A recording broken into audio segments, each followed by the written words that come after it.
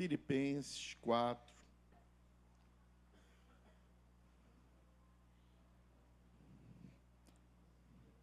Capítulo 4, versículo de número 8. Isso, 8, filho. Todos abriram? Amém? Vamos lá, então.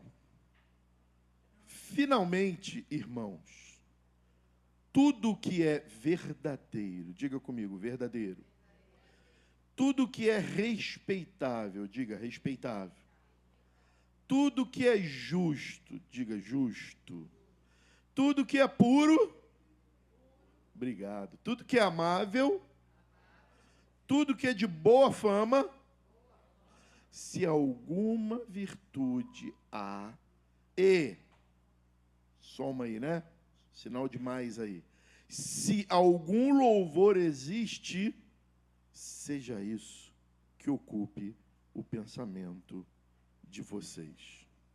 O que também aprenderam, receberam e ouviram de mim, e o que viram em mim, isso ponham em prática. E o Deus da paz estará com vocês. Amém? Amém? Amém, gente? Quem recebe, diga que assim seja. É a mesma coisa que amém, tá bom? Amém, assim seja. Tá? Queridos, o tema da mensagem dessa manhã, às 10 horas e 40 minutos, né? Acerta esse relógio para o papai, Luquinha. Será que eu consigo em 20 minutos? Consigo? Hoje tem negócio de chá, né? Eu quero o meu de erva cidreira, tia Danda. Eu estava muito declinado a pregar, dona Edinalda, sobre um texto em Paulo, na segunda prisão dele, em Timóteo. Né? E aí liguei até para o meu tio Eze e pedi a ele, tio, tem a foto lá, porque não achou, né? Nós fomos lá na prisão de Paulo, em Roma. Só que eu e a pastora, a gente é uns velhinhos, somos uns velhinhos excluídos digitalmente, né? E apareceu no computador assim, para a pastora. Você deseja formatar, Luciano, o computador? Ela pensou, é para colocar forma nas coisas, né? Para colocar tudo em forma. Apertou sim, porque ele é uma mulher bem decidida. Apagou todas as fotos de 90 e quanto foi? 98? Foi 98 que a gente foi? Não, né? Foi antes, né? Apagou tudo. O Lucas estava desesperado para recuperar algumas coisas.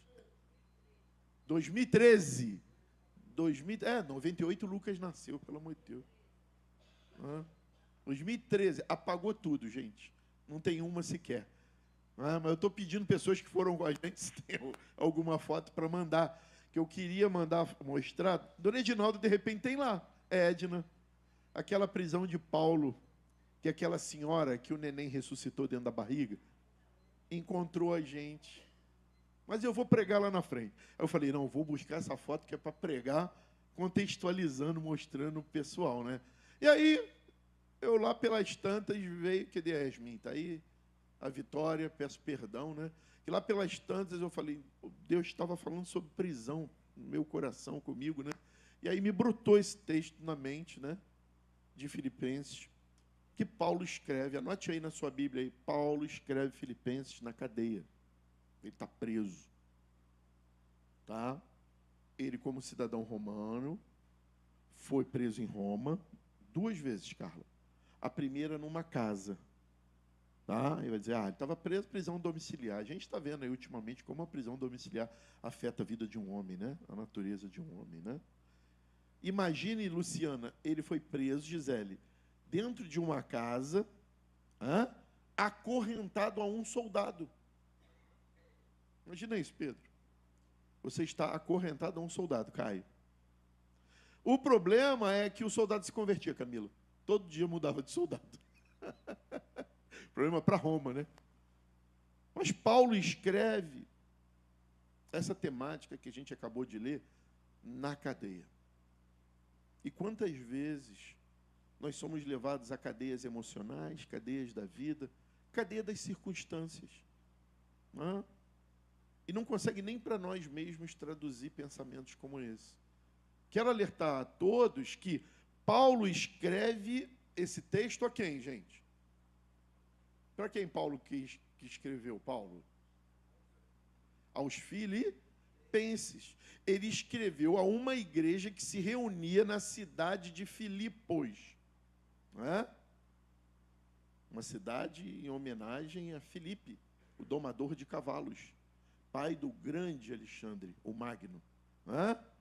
Uma cidade portuária, uma cidade dos pecados mil, onde algumas casas de vida se abriram para gerar vida. E Paulo está escrevendo isso encarcerado. Quem já se sentiu encarcerado aqui, levanta a mão. Só eu ou mais alguém? Preso, ferido, machucado. A gente pensa em quê quando está assim? Geralmente a gente pensa em quê? Não precisa responder, só pense aí. Não é?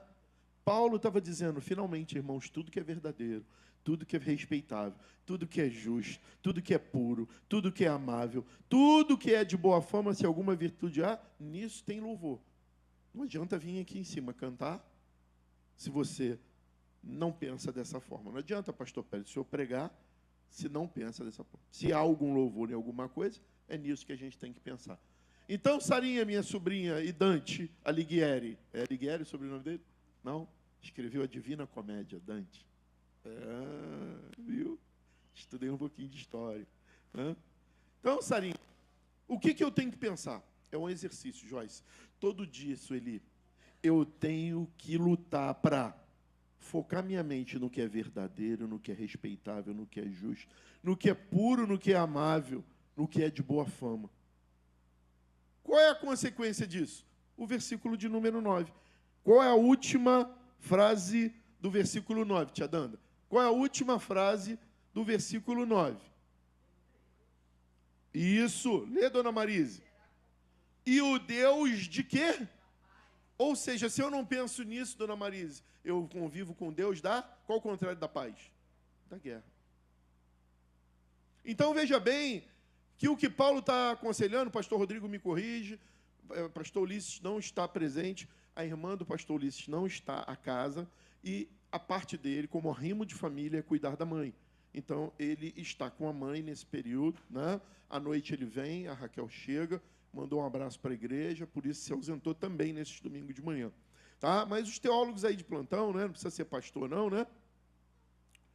Paulo está, nesse momento, completamente privado da sua liberdade, mas pregando libertação. Levanta a mão e recebe e diz, eu quero isso para mim. Porque foi o que eu disse quando eu parei para debruçar e caminhar nesse texto. Vou repetir. Paulo estava preso, em Roma, provavelmente. Qual o ano? Mais ou menos 61 a 62 depois de Cristo. Jesus nasceu, ano 1. 62 anos depois, Paulo está escrevendo isso. Quanto é que dá? 62, o pessoal da engenharia e da matemática, 62 menos 33, dá quanto? Me ajuda, gente? Paulo está escrevendo 29 anos depois que Jesus ressuscitou. Tá bom, Glaucio? Paulo está escrevendo isso. Humanamente, vou repetir, hein? Ele tinha todos os motivos para não pensar nisso. Eu estou preso? Eu quero saber de me libertar. Quero saber de estar bem. Havia sido abandonado por alguns irmãos, porque ninguém quer caminhar com quem está preso. Aliás, ninguém quer caminhar com quem deve, que dirá dever a justiça. Luciano, Paulo não sabia se depois do julgamento sairia dali para continuar vivendo ou para a execução. Ainda não é dessa vez. A segunda prisão de Paulo, que ele narra em Timóteo, em 2 Timóteo, não é? Ele diz assim, o meu corpo será oferecido como libação. Ele diz, já combati o bom? Ali ele sabia que ia morrer. É a segunda prisão. Não é? Mesmo assim, ele não manda a igreja pensar em problema. em dor, em revanchismo. Ele manda a igreja escolher onde colocar a sua mente. Porque o que Paulo está recomendando? Para eu pensar sempre assim, porque eu vou ser bonzinho, vou ser melhor. Não, não é isso. Paulo está dizendo que quem pensa e pratica esses pensamentos vive em, ao contrário da guerra, paz. Quem quer paz, levanta a mão aí. Eita glória. Príncipe da paz. Quero que ele governe a minha vida. E ele está dando dica. Então repita bem alto comigo. A vida... Não, bem alto, gente. A vida... Pô, gente, eu vou ser avô de novo, estou ficando velho. E vocês estão mais devagar do que eu. Vamos lá. A vida é determinada pelo que acontece conosco. Mas, acima de tudo, aonde a minha mente permanece. Tem coisas que vão acontecendo na nossa vida, né? Como eu queria estar com meus amigos de infância, lá na rua Alvorada, brincando de baleia, ou sentado embaixo da árvore de seu Alfredo, tomando sacolé de Dona Marilza. Hein, pai? Ou comprando doce no seu Miguel, ou jogando aquelas peladas de golzinho de chinelo na rua, hein, Marcelo? Que arrancava o tampão do dedo. Não é verdade? Mas o tempo passou, daqueles amigos todos só restou o pastor Sandro, meu compadre, meu amigo, meu irmão, não é? Que a gente ainda se comunica, ontem mesmo nos falamos. Passou o tempo. Eu queria estar mais perto de algumas coisas, mas hoje eu aderi mais um papel social, né? Além de professor, pastor, amigo, irmão, filho, genro, marido, são papéis sociais. Além disso tudo, agora sou avô. Não é? E detalhe, eu largo tudo. Se vem, eu trago aqui para cima, largo tudo. A Carla é que sabe, a Vitória é que vai saber. Já dei muita ordem, gente. Já botei muito de castigo, gente. Já puxei muita orelha. Você sabe que o Lucas apanhou durante muito tempo porque trocava as cores? A pastora pegava na orelha e botava a vara do lado. Não bata com a mão machuca, destronca. Não bata. Cuidado com as palavras, que tem palavras que doem mais do que uma palmada. A Bíblia ensina a gente a ter a vara. Carla, vamos lá em Garatucaia, achei uma goiabeira. Você pega a vara de goiaba e bota e diz assim, não é isso, Tia Dan? Não é isso, Rosa? Não é? Ó, a vara de minha mãe só falava assim, como é que é? Ela só pegava a vara. E eu falava, minha mãe é uma bruxinha, porque ela pega essa varinha e faz milagres. Gente, pelo amor de Deus, é brincadeira. Oi, filha. Não escutei. Ah, Sara, você viveu isso, não viveu, Sara? Minha mãe ungia a vara ungida, não é, Sara?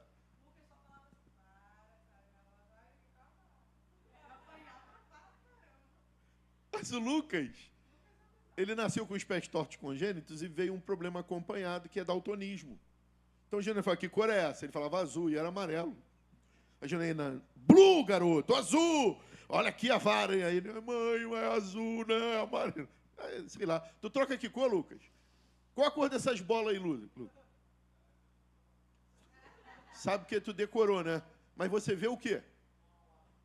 Um azul clarinho. Ele olha aquelas bolas. Tanto que estranharam na revelação do bebê que saiu uma cor lá e ele viu menina. Para todo mundo aquela cor era de homem, mas para ele vê rosa. Então aí já sabiam e fizeram isso. Mas quantas vezes o Lucas tomou puxão de orelha? Até minha irmã levar a Sara no oculista e levou o Lucas também. A moça falou, sabia que ele é daltônico? Não. A gente cansou de levar esse menino no oculista e ninguém nunca falou isso. Não é? No trânsito tu decorou, né, filho? No trânsito ele decorou. Aí, filho, a ordem. O que eu estou querendo dizer tudo isso? Uma circunstância como altera uma vida. E muitas vezes a gente está falhando, está vivendo em atmosferas por circunstâncias que não foram bacanas para a gente. E talvez a gente até herdou isso, como Lucas. Herdou isso. Mas que a gente precisa refazer.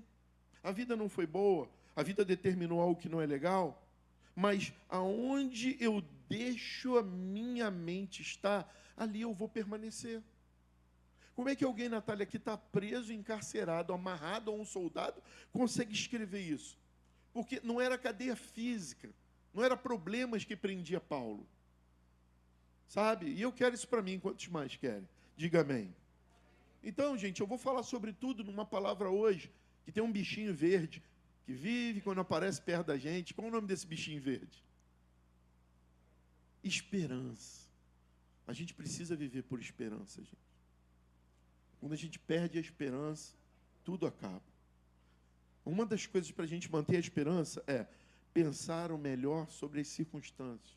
É o que Paulo está falando. Nisso pensar. E eu tive a curiosidade, sabe, Aline, de pesquisar o verbo pensai ali no Novo Testamento. E em grego está logizester. Diga para mim, logizester. Que significa considerar, calcular cuidadosamente, ocupar cuidadosamente a mente. Logizester vai dar origem à palavra logística. Tem alguém de logística aqui? Para que serve uma logística? Me ajuda. Para que serve uma logística de um lugar ou de algo que você vai fazer? Logística é um tipo de planejamento. Hein, pai? Obrigado, pai. Isso é lindo. Não tem ideia do que vai fazer. Pai, o senhor sabia que os primeiros 20 minutos a 30 minutos do que você pensa quando acorda vai determinar o seu dia? Sabia disso, Tiago? O que você faz assim que acorda determina como será o seu dia. Sacode 10 e fala assim: assim que abrir o olho, fecha de novo e ore. Quando você tiver a sensação assim, despertei, né? Eu geralmente acordo com alguém dizendo ao meu lado, dia lindo. Estava chovendo hoje de manhã. 7 e pouco estava chovendo. Dia lindo. Que dia lindo. Está chovendo. Ontem foi um dia lindo, estava sol. Pensei que era ela fazendo... É a Carla, pro neném. Dia lindo. Aí eu acordei. Antes de olhar para ela, antes de dar um beijinho de bom dia, né? Eu fico sentado, ou parado, ou deitado, ou viro para a parede e começo. Obrigado por ter acordado. O meu cunhado, o irmão da pastora, não acordou. Deitou para dormir, não acordou. Então eu falo, obrigado por ter acordado, porque eu lembro disso.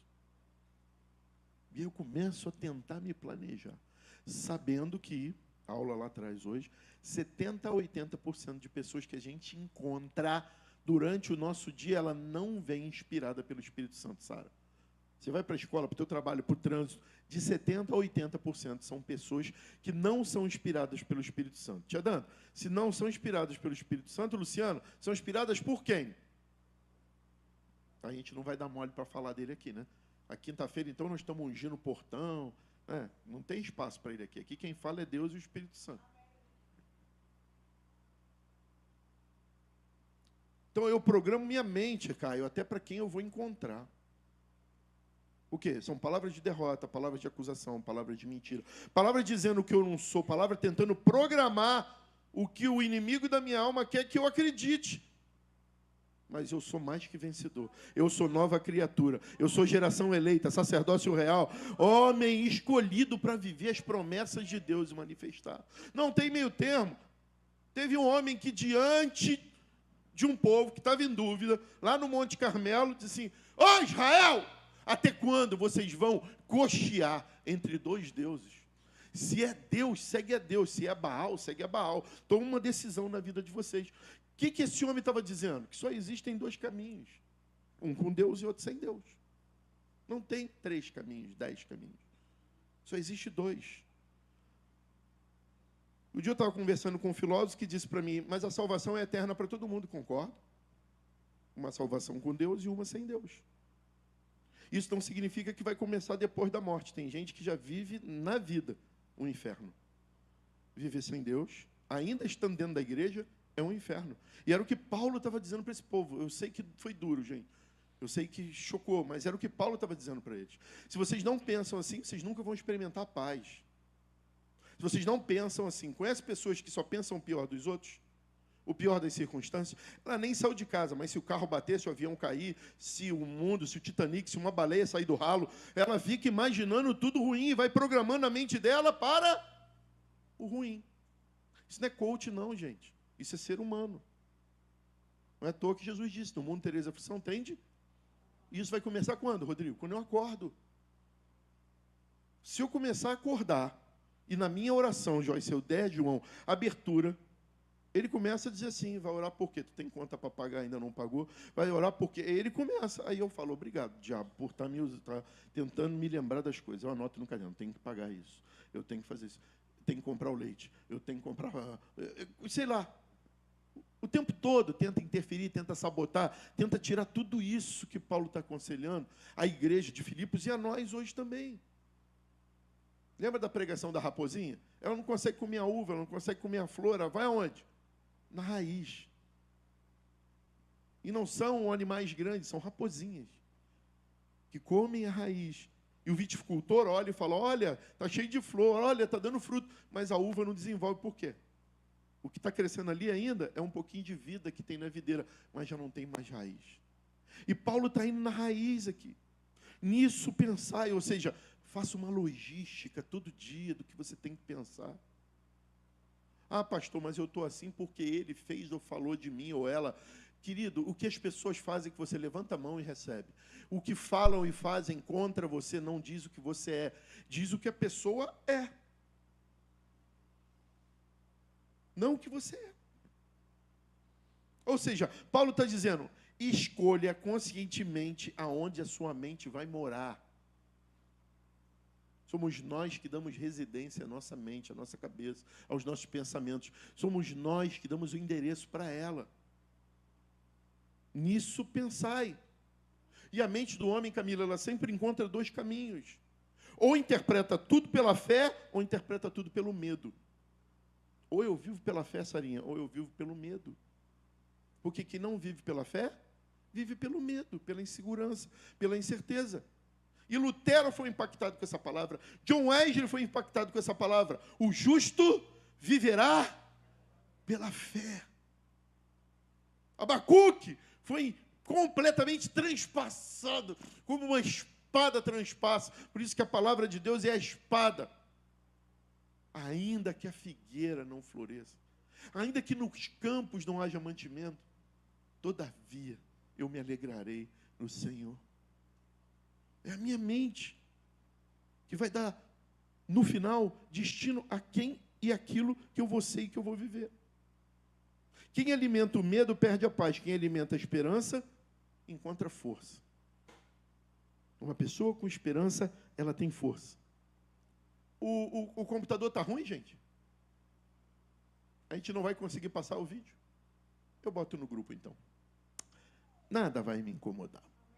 Provérbios diz, em Provérbios 23, 7. Temos sem o computador, gente, se você quiser abrir aí. Porque como imagina em sua alma, assim ele é. Olha para quem está. Eu estou aqui até às 10 da noite para trabalhar. Era a resposta que eu queria ouvir, gente? Não. Mas como é que eu notei que eu estava atrapalhando? A cara da geração. É milênio, gente? Estava com ele? 18 anos, 19 anos, estava ali aprendendo. A pessoa estava assim, ó. Quanto tem notado isso? Quantos têm notado isso? Serão nossos médicos, gente. Pessoas que estão crescendo insensíveis. Pessoas que estão crescendo desconectadas. Pessoas que estão crescendo, sendo criadas sem Jesus na escola, sem o respeito que nós tínhamos em cantar o hino, sim, em valorizar, sim, o fruto da nossa raiz. Eu não sei quantos aqui ouvem o hino do Brasil e choram ainda. Só eu? Tem mais alguém? Que se ouvir cantar a letra, chora, emociona, toca, remete. Então, existe todo um contexto para nos desanimar. Existe todo um contexto para nos paralisar. Porque isso vai tirar a minha esperança. E tirando a esperança de alguém, termina tudo. O vídeo que eu ia passar é sobre um pesquisador que pegou uma quantidade de ratinhos e jogou dentro de um aquário. Os ratos resistiram 15 minutos e aí desistiram. E conforme eles desistiram que iam se afogar, ele pegava os ratinhos, levava para uma incubadora, aquecia os ratinhos, botava neles de novo, dava comidinha para eles, dava bebidinha para eles, deixava eles descansarem um dia, e no outro dia, de 15 minutos, quantos mais eles resistiram? Acertou. 66 horas. Diga comigo, 15 minutos. 66 horas. E aí foram interpretar a pesquisa.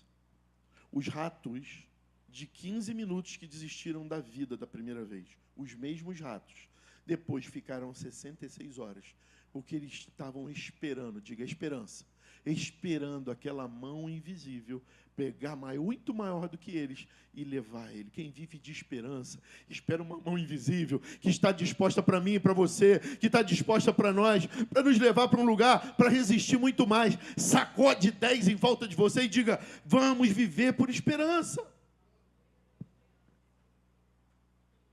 Se há alguma coisa boa no Fluminense, é que diz lá, pois quem espera sempre alcança. É isso aí. Se há alguma coisa certa, se bem que o meu problema não é com o Fluminense. Não vou nem falar aqui que não faz nem bem, né, Marcelo? Nessa manhã de belo. Estão falando de coisas santas, né, Marcelo? Então, pense melhor nas circunstâncias. Trabalhe a sua mente. Finalmente, tudo que é verdadeiro, tudo que é respeitável, tudo que é justo, tudo que é puro, tudo que é amável, tudo que é de boa fama. Se há alguma virtude, se há algum louvor, nisso pensai, porque isso vai te aproximar de quê, Natália? Da paz. Não é por causa da Gláucia. Eu não vou pensar isso, não é por causa do João, não é por causa do Pedro. Eu penso assim porque eu quero viver em paz. Mas enche a boca para falar disso. Paz. Tem um hino que eu gosto muito. Eu te aconselho a acordar com ele. Anote aí, por favor, no seu caderno, no seu celular. O nome do autor desse hino é Marcos Witt. Eu não sei se ele é espanhol, mexicano, é castelhano. Cadê o professor Fábio? Assim, bem no fundo da minha alma, há uma doce quietude. O nome desse hino é Paz, Doce Paz. Acorda com esse hino. Não acorda olhando no WhatsApp quem está falando contigo, não. Senão você vai viver em função dos outros. Não acorda pensando na conta que vai pagar, não. Isso você vai ter que fazer. Mais cedo ou mais tarde. Atender as pessoas, você vai atender mais cedo ou mais tarde, mas acorda tendo tempo primeiro para Deus, depois para você. Vai tomar teu café, não pegue o celular, vai pegar o teu celular depois que você sai de casa, entrou no carro, na condução. Aí você pega, se não estiver dirigindo. Por favor. Quem está falando isso? É quem estava acelerado. Eu agora tenho um trato. Eu só pego no celular depois das 10. Senão, eu estava acelerado, gente. Porque nós somos de uma geração, eu estou falando dos 70, dos 60, dos 50, até dos 80, né? Que a gente tem um compromisso. Essa geração aí do WhatsApp, eles olham e falam assim, depois a gente responde, nós não. Nós somos do tempo que nessa época a gente já estava preparando a cartinha para o correio, para o Natal, a gente já estava comprando, papai e mamãe indo no camelô, não dava para comprar na Silbene, na Americana, não dava não, era no camelô, né, pai? Comprava o envelope com 30 cartas, por preço que você comprava 3, né? Carla, aí tinha, Sara, Carlinha, tinha envelope, a gente tinha que colocar lá, para Carla de Santos, Carla Carolina e tal, aí botava o correio tinha que levar, mas antes disso, Carla, você tinha que levar no correio, tinha que passar um selo, depois tinha cola, entendeu? Então passava na língua, e botava, era um processo, e a gente respondia tudo que mandavam para nós. Então nós, dessa geração, nós somos guerreiros, nós somos bravos, que a gente nasceu sem um computador, cresceu se adaptando ao computador e a gente vive. Só que nós precisamos nos policiar. Eu estou falando dos velhos, igual o seu Paulo, igual o Rosa, esses velhos assim, entendeu? Igual a Eza, esses velhos, entendeu? Esses velhos que a gente fica ansioso. Eu tenho que responder, eu tenho que responder, eu tenho que responder. Levanta a mão e se liberta agora, ó. Agora, vai ser liberto agora. Levanta, levanta, levanta, levanta. Ser liberto agora, ser curado agora, ó. Se alguém está com pressa, liga para você, não passa mensagem. Porque senão você vai atender todo mundo, menos a você. E vai perder o que Jesus conquistou na cruz. Deixo-vos a paz que o mundo... E vai perder a paz, perdeu a esperança. Perdeu a esperança. Eu vou botar esse vídeo. Vicky, eu te passei esse vídeo. Não passei, filho? Tu pode colocar no grupo da igreja já? Obrigado, meu amorzinho. Então, pense o melhor das circunstâncias e pense o melhor sobre as pessoas. Nós não temos como controlar o pensamento das pessoas. Nós não temos como controlar o que as pessoas falam de nós. Nós não temos como controlar como as pessoas interpretam de nós. Eu já contei para vocês, eu fui pregar numa igreja em Vila Carioca, a rua era barrenta, eu sujei meu sapato, eu olhei para a igreja limpinha, chão branquinho, e eu olhei meu sapato sujo de terra e de barro, eu comecei a fazer assim, ó, para limpar o sapato, antes de entrar e pisar naquela igreja limpa. Veio uma menina com um pano e olhou para mim e falou: toma, pastor, nossa igreja é suja, né? Nosso bairro é sujo, né? Sujou o seu sapato. Olha o que ela leu. Olha o que ela leu. Eu estava batendo o pé no chão para não sujar a igreja. E ela interpretou que eu estava assim, porcaria, o que eu vim pregar nesse lugar sujo, imundo? Você não consegue controlar o que pensam de você. Você pode estar fazendo algo com todo carinho, com todo amor. Você pode estar dando uma branca, dar tapa na mesa para tentar ajudar alguém. E a pessoa vai interpretar o que ela quer, o que ela pensa. Então, seja livre. Ei, livre como? Conhecereis a verdade.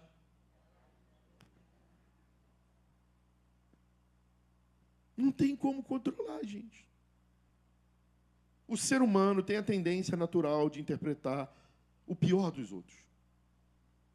Jesus foi claro, falou: como é que você vai tirar o cisco do olho do teu irmão, se você não consegue tirar a trave que está nos teus olhos?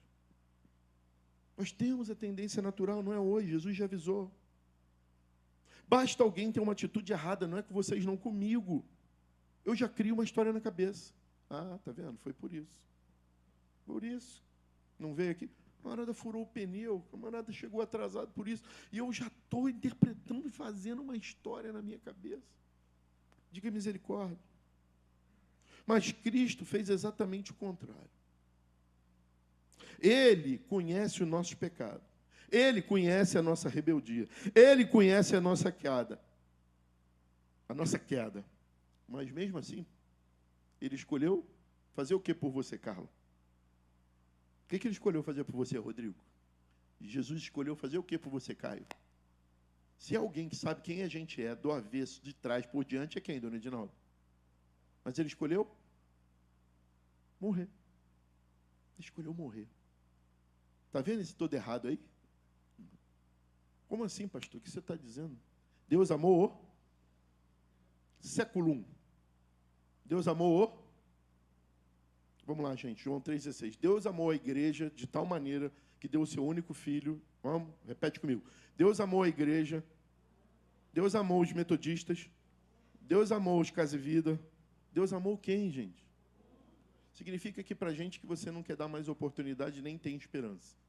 Deus morreu por ela. Para ver a nossa diferença em relação a Deus. É muito grande. Eu não estou pedindo ninguém para ser Deus, não. Romanos 5 diz que Cristo morreu por nós, sendo nós ainda pecadores. E Jesus nunca confundiu o pecado com o pecador. Ele condena e condenou o pecado, mas morreu pelo pecador. E é assim que eu tenho que buscar ter a visão. Amar não significa concordar. Eu estava com desejo, como uma grávida tem desejo de comer queijadinha. E eu falei para ela, bota em banho-maria. Não, botou direto no forno. Virou um bolinho torrado de queijo. Alguém tem dúvida que eu amo a pastora? Alguém tem dúvida que alguém tem? Pode se expressar. Mas eu não concordo com ela em tudo. A pastora já foi flamenguista, gente, olha isso. Ih, os flamenguistas tudo me olhando também. Eu não concordo com tudo. Amar não significa concordar. Não é verdade? Todo ano temos na nossa casa um concurso do pavê. Eu amo a minha mulher, mas não concordo com o pavê.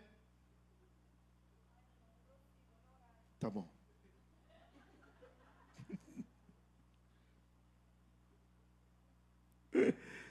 Perdoar não significa fingir que nada aconteceu.